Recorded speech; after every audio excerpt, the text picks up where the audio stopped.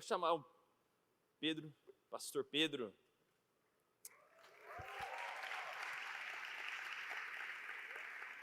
Valeu, mano.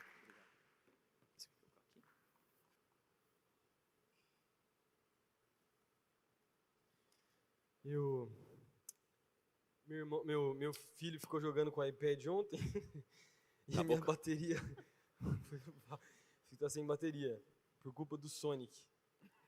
Esse é o nome do jogo, né? Então, Antes de passar a palavra pro meu irmão, eu tenho sido, assim como ele me honrou ontem, eu não posso deixar passar esse momento sem honrar um homem de Deus que ele tem sido. Não sei se todos conhecem o meu testemunho, mas na minha adolescência, esse cara aqui foi essencial. Eu fugindo, indo para uma festa, ele literalmente correu atrás de mim e me buscou para eu não ir na festa. E sou muito grato a Deus pelo homem de Deus que meu irmão é. Um homem da palavra e a sua intensidade para viver as coisas que Jesus tem para ele. Não sei se você já percebeu, mas esse cara aqui é muito intenso com tudo que ele faz. Tudo que ele faz. Nada que você der nas mãos dele, ele vai fazer de meia boca. E Deus tem dado tanta graça, tanta sabedoria nesses últimos anos, tanto conhecimento para ensinar, para... Não, sério mesmo, eu aprendo tanto com o que Deus tem ministrado ao meu irmão. E eu sou grato a Deus por aquilo que Ele tem feito através da vida do meu irmão. E tenho certeza absoluta que você vai ser muito abençoado por aquilo que Deus está compartilhando no coração desse homem de Deus. Amém? Que você possa estar com o coração como uma terra fértil nesse momento, para receber esse conhecimento, que esse conhecimento possa frutificar, não apenas informação, mas conhecimento. Amém? Como a gente aprendeu com o pastor Pedro. Informação é o diferente de conhecimento. Conhecimento transforma a nossa vida. E é isso que vai acontecer nessa manhã. Amém? Amém? Estende a sua mão aqui na frente, vamos fazer uma oração. Amém, Jesus. Pai, nós te agradecemos, Senhor, pela sua bondade e misericórdia. Pai, que estão aqui nessa manhã, o seu Espírito Santo que está aqui nessa manhã tem passeado sobre nós, Pai. Pai, te agradeço pelo homem de Deus que tem se tornado pastor, líder, com tanta influência, Jesus. Tanta relevância, mas é por causa de um depósito, mas é por causa de sacrifícios, Pai, feitos na sua presença. E o Senhor tem recompensado, Jesus. O Senhor tem dado de volta, Pai, derramado tanta honra, Pai, para esse homem de Deus. Pai, te agradeço pelo canal de bênção que ele vai ser nessa manhã. É a nossa oração, Pai, nessa manhã, que nosso coração seja uma terra fértil nesse momento, que a sua palavra possa frutificar, Pai. A sua palavra não volta vazia, Jesus. A sua palavra não volta vazia, a sua palavra é viva, a sua palavra é eficaz, Pai. Nesse momento, a sua palavra vai frutificar nosso coração, vai transformar o nosso caráter, transformar quem nós somos, Jesus. Te agradeço pela vida do Pedro, que ele seja bênção nessa manhã, no nome de Jesus. Amém. Obrigado, Dé. Que isso. Precisava tanto assim, cara. Muito honrado, me senti muito honrado. Obrigado mesmo. É um privilégio poder caminhar com o André e com a Isa. Nesse último ano a gente tem caminhado junto, né? Adolescentes e jovens, tem sido muito especial. A gente tem vivido algo incrível, algo muito lindo. Bom, antes de eu entrar na palavra, eu queria honrar aqui o Júnior e a Joyce, que estão aqui conosco. Né? O Júnior tem feito um trabalho incrível com a juventude aqui da cidade, tem nos conectado como pastores, temos planejado muitas coisas para o futuro, né? Temos de unidade, e é muito especial, né? E a Joyce também está aqui com a gente, representando, não sei, a comunidade batista aí, né? A comunidade de batista, muito legal, e muito bom ter vocês aqui com a gente. Quem aqui tem sido muito abençoado nessa geração, ministrado? Eu tenho sido muito ministrado, Deus tem me surpreendido demais, né? Toda geração é muito diferente, é muito único. Cada conferência, Deus fala de uma maneira, e é muito bom a gente viver o que Deus tem para nós, é muito especial. Eu sei que Deus ele tem depositado muitas coisas no seu coração e no meu coração nesses dias. A gente está com a temática de Oásis, né? Esse ano o tema foi Oásis, eu estava pensando, orando a respeito. E normalmente os pastores eles não ministram muito sobre o tema, né, Dé? Maria chega e traz uma pregação já. E começou já com a Esther ministrando, e ela trouxe todo o tema, trouxe os esboço, explicou o que era oásis. Eu falei, puxa, a gente não vai precisar nem fazer mais isso aí. Todo ano a gente traz a informação do que significa, do que é oásis. E o Tiago também, no primeiro dia, falou muito sobre o oásis, trouxe uma palavra, ele preparou especificamente para o evento. E foi muito especial, foi muito bom. Então assim, a gente não vai entrar tanto na palavra oásis, né? Eu sei que meu irmão também pregou uma palavra que tem tudo a ver com isso, porque o oásis é exatamente isso, né? É um paraíso no meio do deserto. Um lugar deserto é um lugar sem vida quase, muito pouca vida. Tem alguns animais, algumas coisas ali, mas não tem água direito, muito calor, muito frio. Você não vê muitas pessoas vivendo no deserto, né? Mas a ideia que nós estamos trazendo, então, que no meio desse deserto todo, existe um oásis. Existe um oásis, existe um paraíso no meio do deserto. Que é o que nós estamos vendo. É muito claro, é muito fácil a gente perceber, então, que o que nós vivemos como igreja, nós somos um oásis para o mundo. Mas eu queria, antes, então, de eu trazer a minha ministração, que eu vou pregar sobre 1 João capítulo 2 aqui, eu queria falar sobre como esse oásis, primeiro, ele representa, então, um conceito até de evangelho. Quando eu pensava a respeito de oásis, eu pensava a respeito de um lugar de provisão. E um lugar de provisão, mas vamos lá, se a gente for olhar para o oásis ou para a presença de Deus, e eu não vou ficar nessa temática, tá? Não vai ser sobre o que eu vou ministrar, mas é só uma introdução. Se a gente for pensar na presença de Deus, se a gente for olhar então para o Antigo Testamento, nós temos um lugar específico da presença de Deus. Né? Desde o Éden, nos Jovens a gente fez uma série sobre sacerdócio real, a gente foi trabalhando esses vários lugares no Antigo Testamento onde existia a presença de Deus. A gente tinha o tabernáculo, depois a gente tinha o templo, né, de Salomão, né? Depois o templo foi reconstruído, destruído, reconstruído, mas o conceito era sempre que era um lugar físico. Perdão. No Novo Testamento algo acontece. Quando Jesus morre, o véu é rasgado de baixo para cima. E é muito legal, nós cantamos aqui que nós, por exemplo, quem já pisou no Santo dos Santos em outro lugar, né, não consegue viver, isso é muito lindo, é verdade. Quando nós estamos na presença de Deus, nós estamos diante de Deus, é verdade. Mas teologicamente falando, existe um princípio muito claro na palavra. O templo, né, o Santo dos Santos, era um lugar onde o incenso que representava o Espírito Santo entrava, invadia lá dentro. Quando o véu é rasgado de baixo para cima, esse incenso que representaria o Espírito Santo e o próprio Deus, a ideia então é que ele sairia de lá. E o tabernáculo não seria mais um lugar físico específico, mas seria no meu e no seu coração. Isso significa que nós todos aqui, todos nós temos Jesus, nós temos um oásis dentro de nós. E o ponto específico é que não é só um deserto físico. Quando nós olhamos para o mundo, olhamos então para a Ucrânia, o que está acontecendo agora, né? Uma guerra terrível acontecendo, estamos orando por esse país, olhamos para o Brasil, vemos a corrupção, vemos um monte de coisa ruim, nós falamos, nossa, está um deserto aqui. Mas muito mais do que um deserto físico, natural, Jesus veio para ser o oásis do deserto do nosso coração. Porque eu e você, nós tínhamos um deserto dentro de nós. Os nossos sentimentos, as nossas emoções, as nossas vontades, quem nós éramos um deserto árido, sem vida. Mas Jesus veio como um bom oásis. E Ele agora habita dentro de nós, dentro de mim e dentro de você. E porque Ele habita em nós agora, nós também podemos ser uma fonte a jorrar. Do seu interior fluirão rios de águas vivas. Jesus declarou isso. Hoje nós podemos ser esse rio, por quê? Porque nós temos Cristo em nossas vidas e nós podemos ser então esse oásis que jorra sem cessar para as pessoas. Não porque nós somos o oásis, não porque nós somos a resposta, mas porque nós temos a resposta dentro de nós. Porque Cristo é a resposta. Tá dando para entender? Então essa é a temática. Eu não vou nem ficar ministrando, eu poderia ter até preparado. Agora eu pensei, puxa, por que eu não produzi uma... Deus não deu uma direção para mim falar sobre isso. Eu não vou falar sobre isso. Porque o ponto que eu quero falar é que o oásis, ele representa o Evangelho. O Evangelho, então, fala sobre as boas novas. Se existe uma boa nova, significa que tinha se tem uma boa notícia, significa que tinha uma má notícia. E qual que era a má notícia? O mundo estava perdido e vocês estavam perdidos.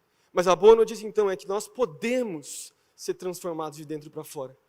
João 3,16, né? Deus amou o mundo de tal maneira que deu o seu Filho unigênito para que todo aquele que nele crê não pereça, mas tenha a vida eterna, esse oásis que é a vida eterna. Isso é muito legal, porque até a representação então do oásis fala a respeito do Evangelho. O Evangelho sendo vivido dentro de nós. E pensando nessa ideia de Evangelho, de como Deus nos amou a tal ponto de nos resgatar do nosso pecado e da nossa escuridão e da nossa podridão, ministrou muito em meu coração, porque a temática que eu quero ministrar nessa manhã vai ser sobre, eu até não pensei no tema, mas seria sobre amar, obedecer e se tornar. Amar, obedecer e se tornar. Esses vão ser os meus 3 pontos dessa palavra. Então, porque Ele nos amou, daí 1 João capítulo 4, versículo 19 a 21, fala, nós o amamos porque Ele nos amou primeiro. Nós o amamos porque Ele nos amou primeiro. Então é uma resposta, porque Deus nos amou, porque Deus nos resgatou. A ideia de oásis, às vezes a gente pode parecer que a gente que consegue encontrar o oásis. Mas a Bíblia é muito clara, e eu não estou nem falando de linha teológica aqui, mas de que se tem um Salvador é porque Ele nos resgatou do império das trevas. É Ele que nos salva e nos muda. É Ele que nos salva e nos muda. É Ele que nos transforma. Foi ministrado aqui algumas vezes, né, do Geração, algumas palavras falando sobre isso. Sobre como o Evangelho é esse princípio. Né? É lógico, o oásis tem a ver com a gente encontrar um lugar. Nós encontramos em Cristo, sim, a nossa salvação. Mas deixa eu te falar, Jesus também te achou, Jesus te encontrou, Jesus que te salvou. Foi Ele que morreu na cruz, por mim e por você. E porque ele morreu por nós e nos amou, a nossa resposta precisa ser amar de volta a Ele. Eu quero ministrar nessa temática, nessa manhã sobre isso. Sobre amarmos a Deus de todo o nosso coração, obedecermos a Ele e então sermos alguém em Cristo Jesus, a nossa identidade. Está comigo aí nessa manhã? Não vou me demorar. É algo que Jesus falou muito ao meu coração. Eu estava lendo um livro, eu já falei isso para o Interns, né? E o livro chama Você é Aquilo que Você Ama. Alguém já leu esse livro? Ninguém leu ainda? Que bom, estou começando um clube de leitura aqui para os jovens e a gente vai ler esse livro aí de começo, muito bom. E esse livro, né, do James K. Smith, né, ele vai falar sobre, a temática sobre o amor. E até vou dar já o primeiro ponto aí da nossa ministração nessa manhã. Eu não vou fazer de maneira expositiva, vai ser mais temático. Mas eu queria falar sobre o primeiro tema aqui, amar. Nós somos aquilo que nós amamos. Primeiro ponto, amar. Nós somos aquilo que nós amamos. Nesse livro, o autor, né, mais ou menos o que ele esboça durante todo o livro é que realmente é isso, nós somos aquilo que nós amamos. Ele vai trabalhando ao longo dos capítulos e ele dá um exemplo muito legal que eu falei no Interns. Ele vai falar que na nossa, muitas vezes quando a gente vai pensar sobre religião, a gente pensa a respeito de crença. Sempre quando você vai definir uma religião, você pensa sobre o que a religião crê. Mas ele vai falar que muito mais do que crença, e muito mais de quem é religioso, é que a nossa estrutura de mundo é uma estrutura religiosa. Ele vai falar para os cristãos precisam ter um radar para perceber os lugares religiosos que eles estão entrando. Ele começa falando de como o shopping é um lugar religioso, é um lugar litúrgico. Por que ele fala isso? O shopping ele não te apresenta doutrinas, o shopping não te apresenta crenças específicas, você não está lá porque você crê em alguma coisa, mas de alguma forma o shopping te atrai, porque ele faz você o amar. E muitas vezes o amar de todo o coração, sem perceber. Então por que o shopping é religioso? Eu vou encurtar bem rapidinho, eu não vou ficar falando sobre shopping aqui, tá? Mas a ideia aqui é que, não por causa das crenças, como eu falei antes, mas porque existe uma liturgia. O shopping ele tem o poder de moldar uma identidade. Quando um jovem, um adolescente, quando nós entramos no shopping, é como se o mundo parasse. Pelo menos para mim, que vou no shopping a cada 5 meses, por causa dos meus filhos, a gente vai muito de vez em quando, é muito bom poder pisar no shopping. Mas o ponto aqui é que muitas vezes o shopping ele passa a ideia de que você está em outro mundo, cara. Você entrou lá, você está no paraíso. Você entrou lá, você está feliz. Você vai olhar para as vitrines, você vai olhar para os manequins, você vai sempre desejar aquilo que as lojas estão propondo para você. Você vai desejar, e você vai amar, e você vai querer, e você vai se identificar, e sem perceber, o shopping começa a moldar os seus desejos, e ele começa a moldar aquilo que você ama, ele começa a transformar o seu coração, e sem perceber nós entramos então num... Ele fala muito mais do que isso, tá? Eu estou resumindo bastante. Mas ele transforma então um lugar de liturgia. Existe uma liturgia. E no final de tudo, você olha para o shopping, você vê que tem alguma coisa de errado com você, porque você deseja aquela roupa, você quer aquele tênis, você quer aquele relógio, e quando finalmente você vai no shopping, você está feliz porque você vai conseguir comprar, você compra, vai para a sua casa, e aquilo não te satisfaz. No final de tudo, não foi suficiente. No final de tudo, o buraco ainda permanece. E sem perceber, é como se o shopping fosse um lugar religioso. Por quê? Porque, e o ponto do autor vai ser esse, você é aquilo que você ama. Porque o que você ama, você adora. Você é o que você ama, né? E por que isso? Porque aquilo que você ama, você adora. Você deseja. E aquilo te consome, aquilo constrói quem você é, constrói a sua identidade, constrói a sua vida. E é só você olhar para o mundo e você vai ver essa realidade. É uma luta de desejos, é uma luta de amores. O homem é um ser em busca do amor. O homem e a mulher foram feitos para amar. Nós amamos muitas coisas, muitos prazeres, nós adoramos. E sem perceber, nós nos tornamos aquilo que nós amamos e adoramos. Só que aquilo que não é Deus, que toma lugar de prioridade nas nossas vidas, nos consome.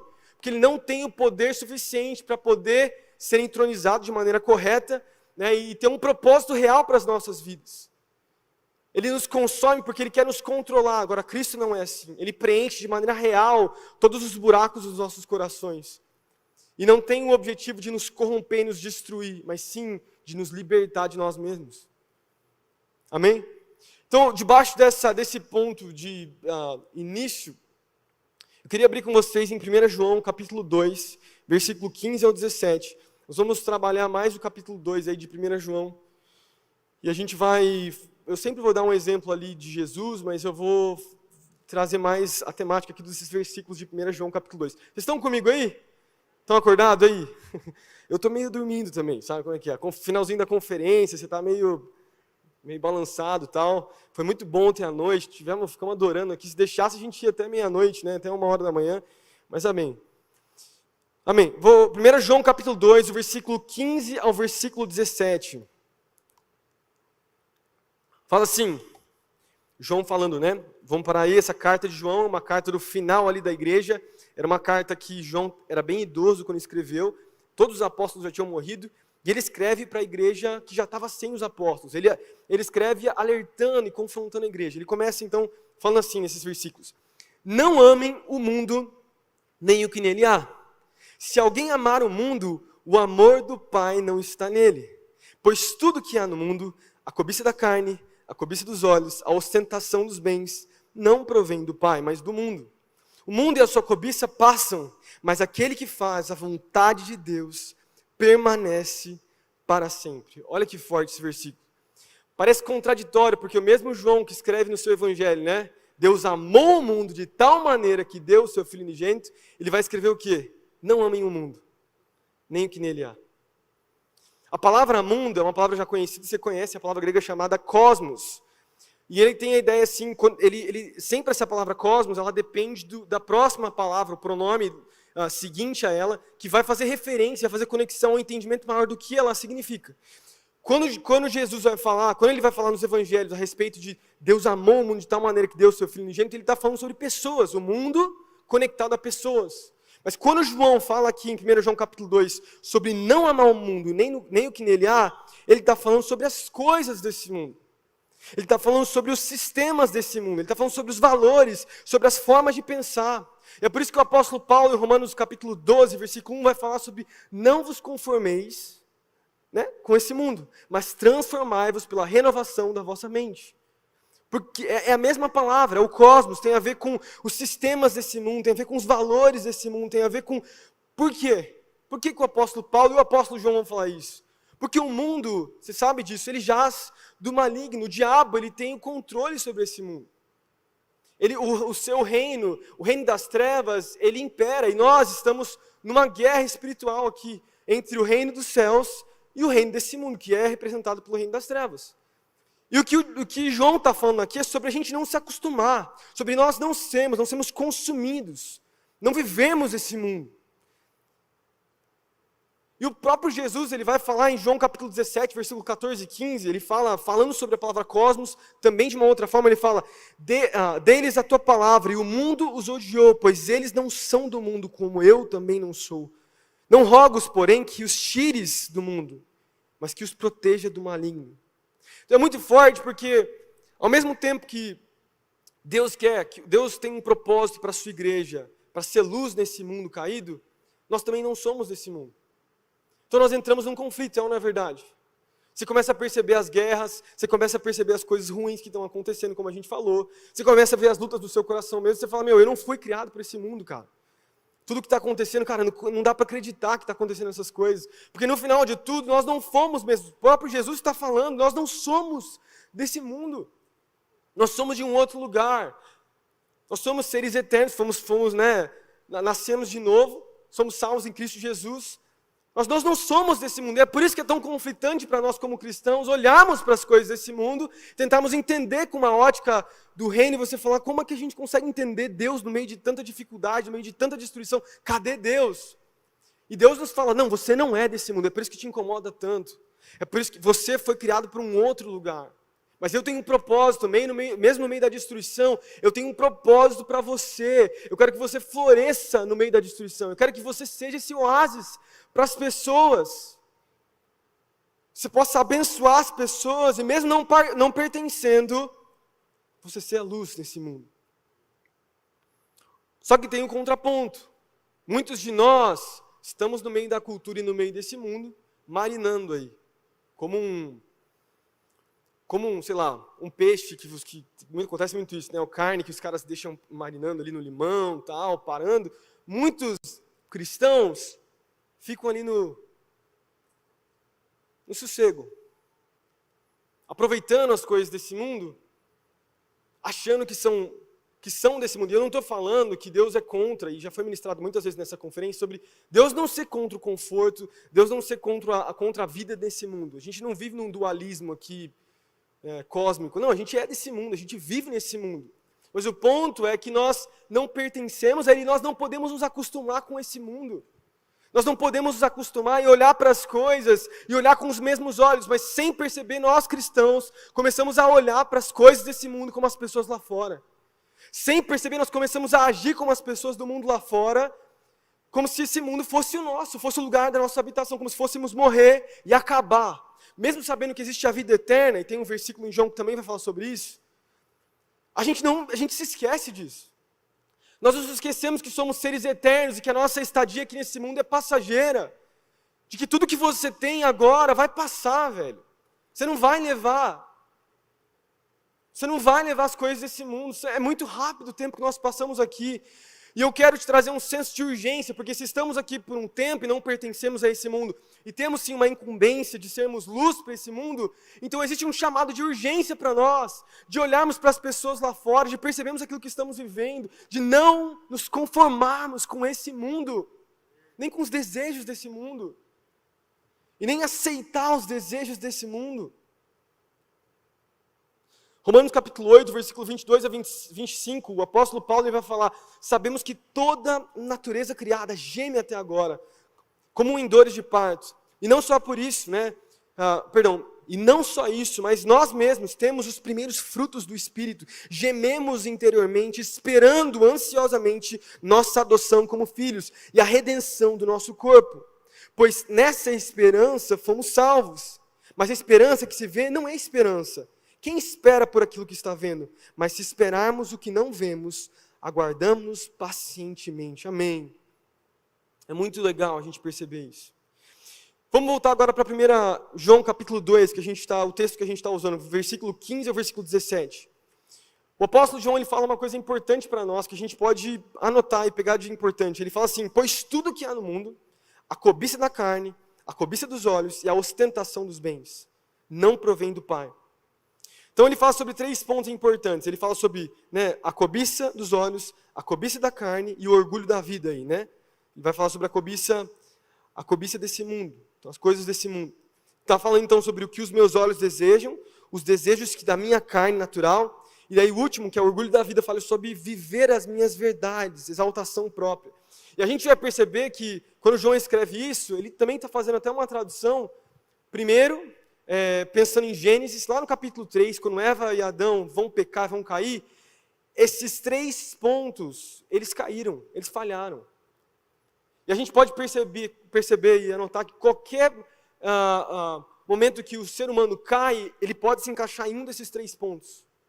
E Jesus, quando vai para o deserto, ele passa por essas 3 tentações. As 3 tentações que o diabo chega para Jesus apresentando para ele, são exatamente essas mesmas 3 aqui. Luxúria dos olhos, né? Cobiça dos olhos, cobiça da carne e o orgulho da vida. O momento onde ele é colocado e vê todos os reinos do mundo.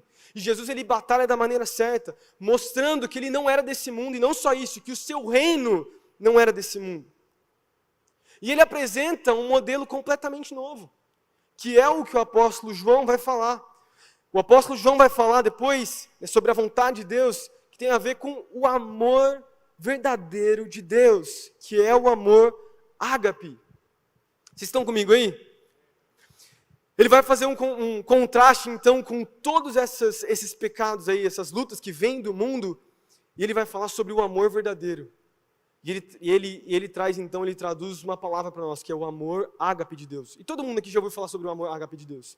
O amor ágape que Jesus nos ensina, que é o amor da cruz, tem a ver com o amor que é um amor que precisa estar no trono do nosso coração. Como eu falei no começo, nós somos aquilo que nós adoramos. Presta atenção. Todo coração tem um trono. Todo coração tem um trono. Todo coração tem um lugar mais alto. Todo coração tem uma forma de amor mais alta. E eu falo assim, falo da humanidade, não estou falando só dos cristãos, tá? Todos os seres humanos foram criados, né, deveriam então adorar o Senhor Jesus e ter Jesus como Senhor e Salvador das suas vidas. Esse trono do nosso coração, que todos nós temos, né, ele deveria então estar com o Senhor Jesus, vivendo no trono dele. Mas muitas pessoas que conhecem a Cristo, têm muita informação sobre Jesus, sabem que esse trono precisa ter como habitação o próprio Jesus, mas não vivem como se Jesus estivesse no trono. E eu sei que isso não é novidade, eu sei que você já ouviu outras palavras sobre isso, mas eu preciso te lembrar nessa manhã, eu preciso te lembrar disso. Eu preciso te lembrar que esse trono do nosso coração, que é o senhorio de Cristo, ele tem a ver com ser amado por Jesus e amá-lo de todo o coração. Esse trono de Cristo é um trono de amor. Muitas vezes quando a gente pensa em trono, a gente está falando sim sobre senhorio, estamos falando sim sobre soberania, estamos falando sobre Deus estar no controle de tudo. Mas a soberania de Cristo, né, ela não é um atributo de Deus. Mas a essência de Deus é amor. Deus, ele é amor. Isso significa que ele reina em amor sobre as nossas vidas. E como a gente falou lá no começo, nós somos o que adoramos. E se nós somos o que adoramos, né, nós somos o que amamos, perdão, isso significa que o trono, que é um trono de amor, não só um trono de senhorio que a gente está falando, significa que algum outro amor a gente vai poder colocar nesse trono. Estão entendendo o que eu estou falando? Sem perceber, nós colocamos coisas que nós amamos nesse lugar. E nós não relacionamos, porque daí a gente fica pensando assim, um trono tem a ver com controle, tem a ver com domínio. É verdade, mas também tem a ver com amor. Também tem a ver com prazer. Também tem a ver com permitirmos, mas não uma permissão em termos de sermos controlados como uma marionete. A gente é controlado por esses outros senhores, mas eles não é algo explícito. É algo apaixonante e intoxicante. Quando nós temos uma pessoa que é o Senhor, uma pessoa que toma o lugar de Jesus nas nossas vidas, ele não nos controla como uma coisa super explícita, onde nós estamos percebendo que estamos sendo controlados. Não, é muito mais em termos de paixão e de amor. Nós amamos essa pessoa, amamos essa conquista, amamos esse sucesso, e somos controlados sem perceber, mas em razão de um amor. Porque o ser humano, ele ama por si só. O ser humano, ele tá numa busca por amor. Ele é um ser em busca do amor. Nós buscamos amor desde que nós nascemos. Desde como bebezinho até mais velho. Todos nós buscamos amores. E agora a pergunta é, o que nós estamos amando? O que nós estamos adorando? O que nós estamos buscando? Porque esse trono tem a ver com um trono de intimidade, porque amor é intimidade. É muito óbvio eu falar isso para vocês, mas a minha intimidade com a Raquel, se eu chegasse para a Raquel um dia e falasse, Raquel, olha só, eu estou amando outra pessoa, só que eu ainda te amo. Eu te amo de todo o coração. Só que eu amo essa pessoa da mesma maneira que eu amo você. Na hora ela te sacar uma arma e dar um tiro no peito. Brincando. Não porque não tem arma em casa, mas ela ia pegar alguma coisa para tacar na minha cara, né? Tudo bem. O ponto é que não existe compartilhamento de intimidade. Se nós temos no trono do nosso coração não somente um Senhor, mas um amor, o amor ele propõe uma intimidade. E intimidade, você não compartilha intimidade.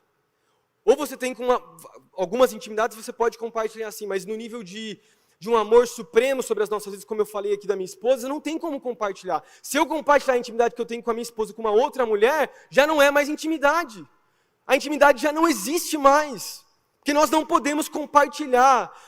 A intimidade compartilhada é intimidade destruída. É intimidade arregaçada. E eu sei que, é claro, você já ouviu mensagens sobre isso, eu não estou falando nada novo, você já deve ter visto num livro, já ouviu um pregador muito melhor que eu ministrar sobre esse assunto, mas eu quero te lembrar, porque isso tem a ver com o princípio bíblico da palavra, e nós como cristãos vivemos isso. Nós como cristãos, sem perceber, nós vivemos isso. Mais uma vez, porque quando nós pensamos em Senhor, nós pensamos em alguém sentando num trono e num controle violento. Mas a nossa humanidade não funciona assim, nós nos relacionamos com amores. E amores têm tomado o controle e o trono das nossas vidas. E com esse olhar de amor, nós podemos olhar então para os tronos, o trono do nosso coração.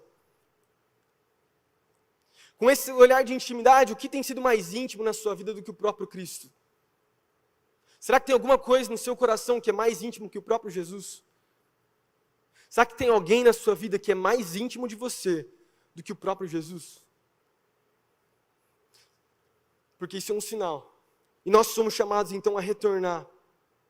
Nós somos chamados a voltar. O próprio Jesus declarou em Mateus capítulo 22, versículo 37, ame o Senhor, o seu Deus, de todo o seu coração, de toda a sua alma e de todo o seu entendimento. Amém? E daí, para mim, fechar esse primeiro ponto, nós temos algumas palavras para definir amor. Vocês já ouviram também. Eu já ministrei sobre isso até no Geração. Nós temos 4 palavras no grego que definem amor. A primeira palavra que eu poderia listar aqui para vocês é a palavra storge, né? Que tem a ver com um amor familiar. É um amor de Marcos capítulo 5, onde Jairo chega apresentando sobre a sua filha lá para Jesus, pedindo para que Jesus curasse a sua filha. E é esse amor que Jairo chega para Jesus falando para ele. Nós temos um amor fileios também, que é um amor de amizade. Então, o storge é um amor familiar, fileios é um amor de amizade. É um amor que, por exemplo, que Davi e Jonatas viveram. Eles se amavam como amigos. Nós temos também um amor eros, que é um amor de paixão. É um amor que também, mal conduzido, pode ser um amor de autogratificação, um amor próprio, um amor egoísta, um amor que busca sempre os seus prazeres. Todos esses amores, eles não funcionam por si só. E todos esses 3 pontos que eu falei das tentações que Jesus viveu, que Eva viveu, e que o mundo propõe, eles se baseiam de maneira... esses amores destruídos ou desfigurados, eles vão se manifestar dessas maneiras. E Cristo nos chama a vivermos esse amor, que é um amor ágape, que é um amor incondicional, que é um amor que se entrega completamente. Que é um amor que vai além desses outros amores. E o ponto é que todos esses outros amores, eles só vão funcionar se o amor de Cristo, o amor condicional, estiver conectado. Eu já ministrei isso antes. É ou não é verdade que o amor de amizade, ele passa? Ele não se sustenta por si só. É só você olhar para as amizades, olhar para um amigo teu da faculdade ou da escola, que há muito tempo você não vê, ele era muito próximo teu. Mas o amor que você amava ele é um amor limitado. O amor de família, também é um amor muito importante, talvez seja um amor mais forte, mas ele por si só não se sustenta. O amor eros, É um amor que o próprio Deus criou também. Um amor apaixonante. Sem o amor de Cristo, sem o amor incondicional, ele é corrompido, ele destrói, ele corrompe a pessoa, ele faz com que o homem e a mulher olhem um para o outro de maneiras egoístas, buscando só prazeres, buscando só suas próprias vontades. Você percebe que todos os outros amores, se não tiverem o amor de Cristo envolvido, não funcionam, não se sustentam, eles caem. Mas se o amor de Cristo é envolvido a esses outros amores, daí eles funcionam de verdade. Daí nós temos um casamento que vai até o fim, vai até o final. Aí nós temos amizades duradouras. Daí nós temos a verdadeira paixão, que tem como Cristo o centro de tudo. Estão comigo aí? E Jesus então nos chama, quando João está escrevendo essa carta, ele está falando sobre a diferença desses amores, ele vai falar sobre o amor em Cristo Jesus, que é um amor ágape. Isso é muito legal. E para mim passar para o próximo ponto sobre obediência, eu não consigo deixar de lembrar de João capítulo 21.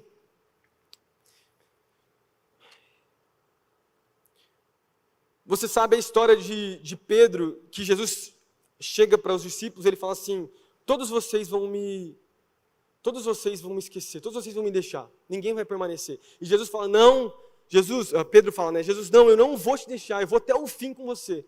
E Jesus chega para Pedro e fala assim: olha, Pedro, em verdade te digo, olha, você vai me pecar, você vai me tentar, né?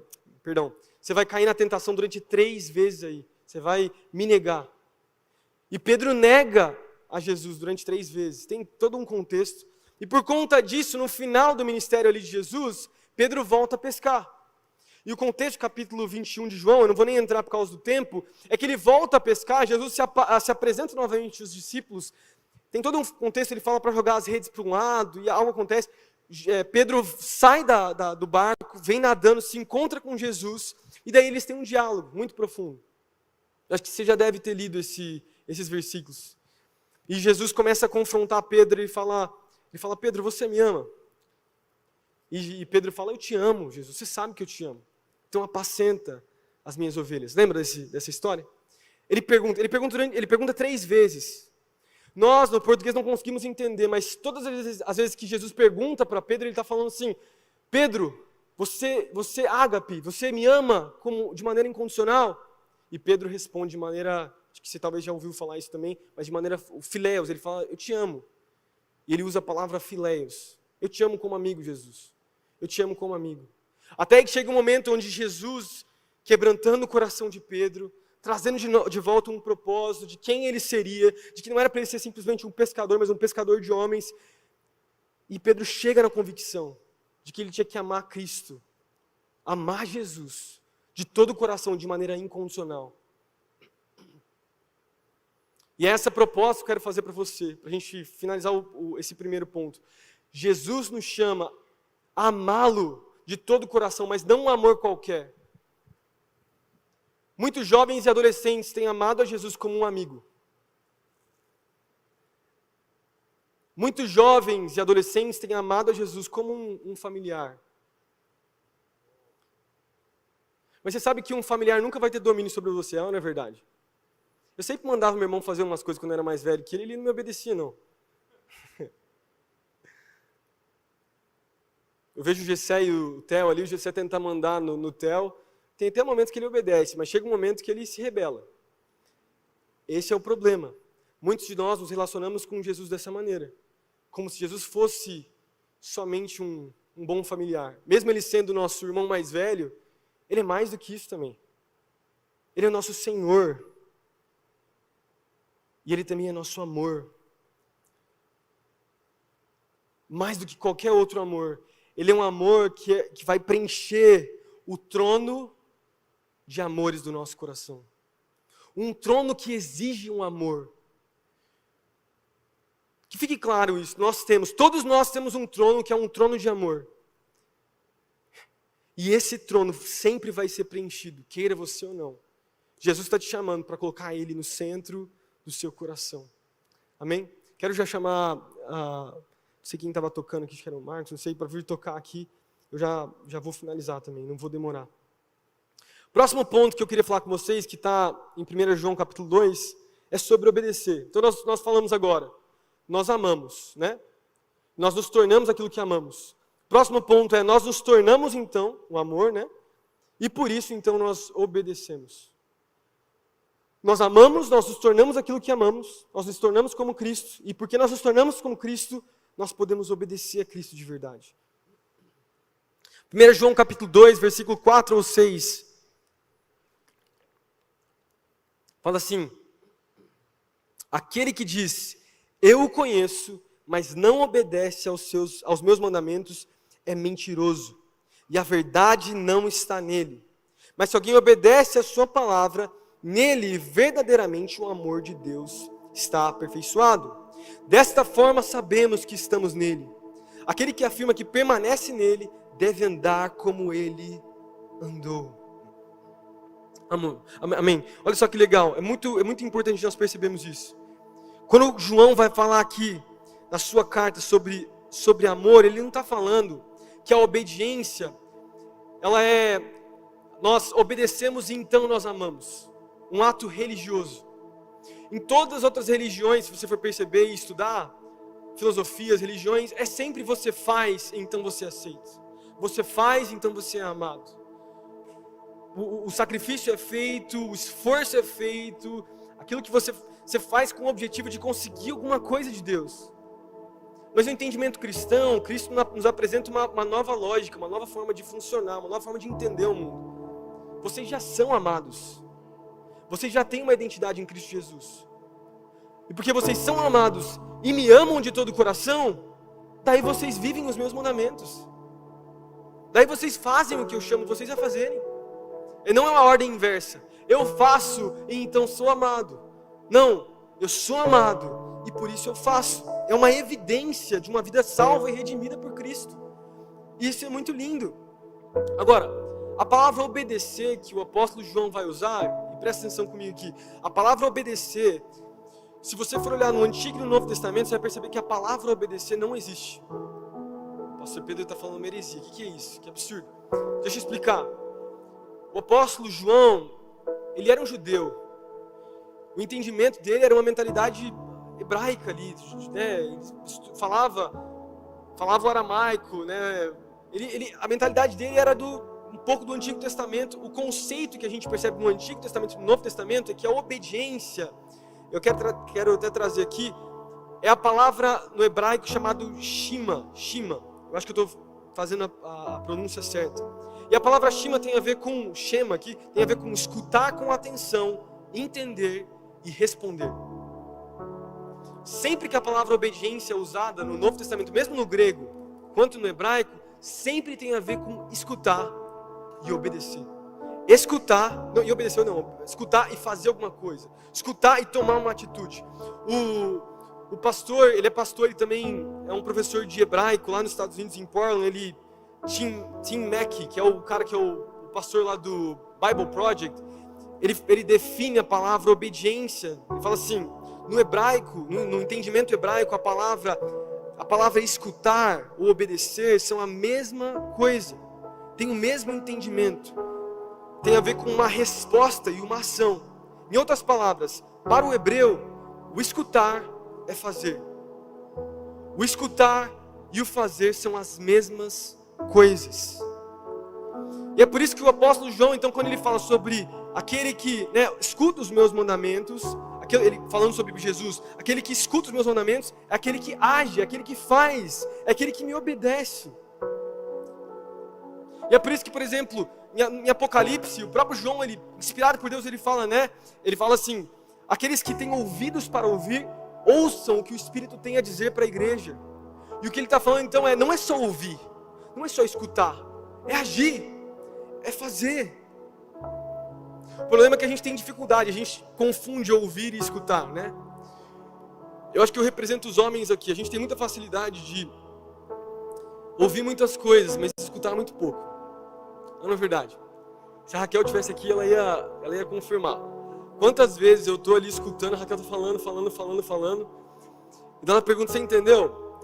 Eu olho para ela, falo, sim, eu não sei do que ela falou, tenho essa dificuldade. Aconteceu algumas vezes já de algumas pessoas vierem falar comigo aqui no palco, eu estou pensando, acabei de pregar, alguma coisa aconteceu, a pessoa vem, começa a compartilhar. Eu, mas minha mente está lá no McDonald's que eu quero passar depois do culto, que eu estou com muita fome. Perdão se eu fiz isso com você. Em nome de Jesus, me perdoa. Eu tenho minha Raquel sempre, cara, ela sempre chama minha atenção. Presta atenção, escuta o que eu estou falando. Eu acho que a maioria dos homens aqui se relacionam comigo, não é verdade? A gente não consegue, a gente tem, eles falam, né, ouvido seletivo. Meu filho é assim, tem ouvido seletivo, cara, escuta o que quer. E esse é o problema muitas vezes. Muitas vezes nós estamos escutando muitas coisas, mas não estamos ouvindo de verdade. Lucas capítulo 8, versículo 18, Jesus ele fala assim: portanto, considerem atentamente como estão ouvindo. Não o que estão ouvindo, porque ele estava falando do que ele estava falando, tá? Esse versículo é o que ele estava ministrando ali. Ele fala: portanto, considerem atentamente como vocês estão ouvindo. Ele continua falando sobre quem tiver, muito será dado, quem não tiver, até o pouco que pensa que tem, lhe será tirado. O que eu quero traduzir, o que eu quero falar aqui através desses versículos? Você pode vir na igreja, escutar muita coisa, mas não escutar de verdade. Você pode vir na cela, você pode abrir a sua Bíblia, você pode ler muitos versículos e não agir em nada, e não mudar em nada na sua vida. Você pode muitas vezes receber muitas coisas, mas na prática, na vida, a obediência não acontece. Você pode ir na célula, ter um bom linguajar cristão, ter um bom linguajar religioso, saber orar muito bem, mas na prática não tem obediência, pouco ou nada de obediência. E meu ponto é, Jesus está nos chamando a não simplesmente escutar, mas fazer alguma coisa. Todas as vezes que Jesus chamava a escutar Ele estava falando: faça, viva, seja alguém diferente. Eu tenho te chamado para um outro lugar. Quantas vezes nós escutamos coisas lindas aqui nos acampamentos, nas conferências, nos nossos tempos que nós temos com Jesus, no nosso devocional, mas nós agimos pouquíssimo. Mudamos pouquíssimo nos nossos hábitos. Deixamos de agir. E o que o apóstolo João está falando é que se você não age, se você não obedece, se você só está escutando e não está fazendo, você não é meu discípulo. Você não é discípulo de Jesus. É muito forte a gente pensar nessa realidade. E você pensar que no final dos tempos, quando Jesus voltar, vai ter um trono, não vai ser, né? Não vai ser o Pedro lá, como é que fala? O Santo Pedro ali na porta ali São Pedro ali na porta do céu, vendo o seu nome, olhando. Imagina só. Chega na frente, Pedro Elias de Souza. Seu nome não está aqui não. Não vai ser Pedro na porta, vai ser o próprio Cristo. Em lindo esplendor, imagina na sua glória. E a gente vai estar diante dele, vai ter o livro da vida, e a gente vai ter que... a Bíblia fala, né, que muitos vão chegar e falar: mas Jesus, eu fiz tantas coisas, eu agi no teu nome. E ele vai falar: eu nunca te conheci. Você nunca me obedeceu de verdade. Você percebe que a obediência também está linkado com o nosso destino em Cristo Jesus, a nossa vida eterna. É muito forte a gente pensar isso. De que a obediência, ela é profunda. Ela não é só algo que nós escutamos. Isso faz a gente refletir sobre o estilo de vida que nós estamos vivendo, que nós precisamos viver. Vocês serão os meus amigos. Jesus ele vai falar isso, né? Se me obedecerem verdadeiramente. Se me obedecerem verdadeiramente. E para mim finalizar, eu quero chamar os músicos para subirem aqui. Eu não sei se eu vou ter tempo de falar sobre o ser aqui. Eu queria ler Lucas capítulo 10. Lucas capítulo 10. Lucas capítulo 10, do versículo 38 ao 42. É a história de Marta e Maria, né? Lucas 10, capítulo 10, versículo 38 ao 32. Fala assim: Caminhando Jesus e os seus discípulos chegaram a um povoado onde certa mulher chamada Marta o recebeu em sua casa. Maria, sua irmã, ficou sentada aos pés do Senhor, ouvindo a sua palavra. Marta, porém, estava ocupada com muito serviço. E aproximando-se dele, perguntou: Senhor, não te importas que a minha irmã tenha me deixado sozinha no serviço? Diz-lhe que me ajude. Respondeu o Senhor: Marta, Marta, você está preocupada e inquieta com muitas coisas, todavia, apenas uma necessária. Maria escolheu a boa parte, e esta não lhe será tirada. Quero linkar para mim poder finalizar já. Marta aqui e Maria representam duas figuras, você já ouviu várias palavras sobre isso. Uma que faz muito e uma que está escutando a voz de Jesus, escutando o que Jesus tinha para falar. Primeira reflexão que eu pego, e eu já vou linkar com o que a gente está falando, tá? É que o fato, né, de Maria ter sentado aos pés de Jesus mostrava primeiro que de maneira intencional ela sabia que Jesus a amava e ela queria amar Jesus de todo o coração. Ela queria amar Jesus de todo o coração. Lembra o primeiro ponto que nós falamos sobre o amor? Que Deus nos ama e por isso nós podemos o amar também. Maria, nesse contexto, ela quebra todos os paradigmas da mulher e ela senta aos pés de um rabino, coisa que uma mulher nunca poderia fazer. Ela decide quebrar todos os paradigmas e sentar aos pés do grande mestre e escutar o que Jesus tinha para dizer, escutar o que Jesus tinha para falar. Isso mostra como ela queria se relacionar com Cristo, como ela desejava ser amada por Jesus e amar Jesus, amar suas palavras, ouvir o que Jesus tinha para dizer, escutar o que Jesus tinha para dizer. Isso mostra uma intenção dos nossos corações, que nós somos chamados a fazer a mesma coisa, a amar Jesus de todo o coração, para depois fazer algo. Primeiro ser amado, para depois agir, para depois fazer, e não fazer para depois ser amado, que era o que Marta estava vivendo naquele momento. Tinha um ditado judeu daquela época que falava assim: que a poeira dos pés do seu mestre te cubra inteiramente. Quando os discípulos de vários rabinos andavam atrás dos seus senhores, eram sempre gritados para esses discípulos isso: que a poeira do mestre de vocês impregne realmente.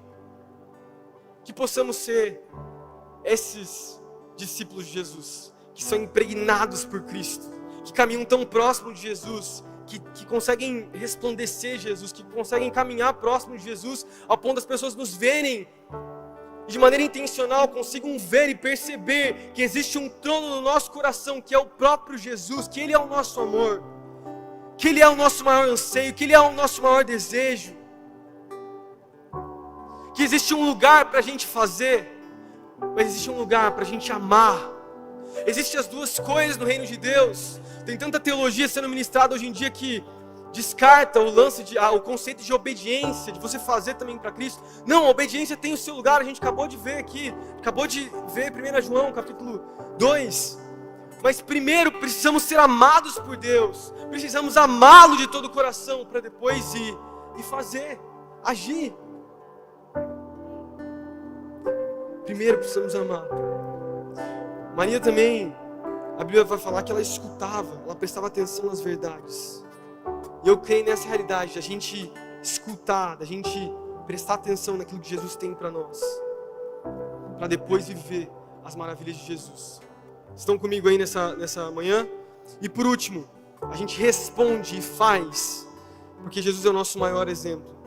Nós vivemos aquilo que Jesus viveu, porque Jesus Cristo é o nosso maior exemplo. Foi Ele que mostrou amor pelo Pai, foi Ele que esboçou esse amor incondicional, foi Ele que mostrou esse amor ágape, viveu esse amor ágape de maneira plena, foi Ele que amou a Deus e também obedeceu. Foi Ele que antes da cruz orou para o Senhor e falou: se possível, tire de mim isso, tire esse cálice, mas seja feita a tua vontade, e realizou e fez. É lógico que a obra de Jesus não se compara à nossa, mas de alguma maneira nós somos chamados a viver isso. Nós somos chamados a sentar aos pés como Maria e depois sair e obedecer a Jesus e fazer. Presta atenção para mim poder finalizar. Eu sei que a gente tem pouco tempo, já é 10h40. Jesus está nos chamando a ver essa realidade, a amá-lo de todo o coração, a entender que, primeiro, pelo Evangelho, nós somos amados por Jesus. Por isso nós podemos amá-lo também. Podemos amá-lo porque Ele nos amou primeiro. E quando nós amamos a Ele, nós nos tornamos como Jesus, nós nos tornamos parecidos com Ele, para então obedecermos a Jesus, fazermos as suas obras. Por que a igreja fez tanta coisa? Porque amou a Jesus de todo o coração. Como você vai fazer muitas coisas para o reino de Deus? Amando a Jesus de todo o coração, sendo amado por Ele, transformando as coisas à sua volta. Jesus está nos chamando para essa realidade. Deus está nos chamando a obedecer de todo o coração, porque nós somos amados. Fique de pé comigo para a gente poder finalizar.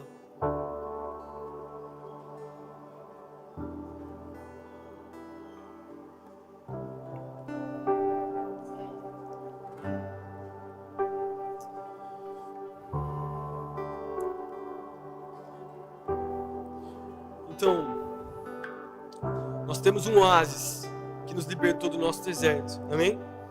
Nós somos chamados, primeiro, Ele nos amou, então nós podemos amar. Depois nós podemos obedecer, porque quando nós nos tornamos, é por isso que nós obedecemos. E daí nós nos tornamos, nós somos daí. Eu ia falar sobre ser, e a raiz ontológica do Evangelho, de como o Evangelho, ele mexe com todas as nossas estruturas. Eu não ia falar o último ponto, mas eu vou resumir em 1 minuto aqui.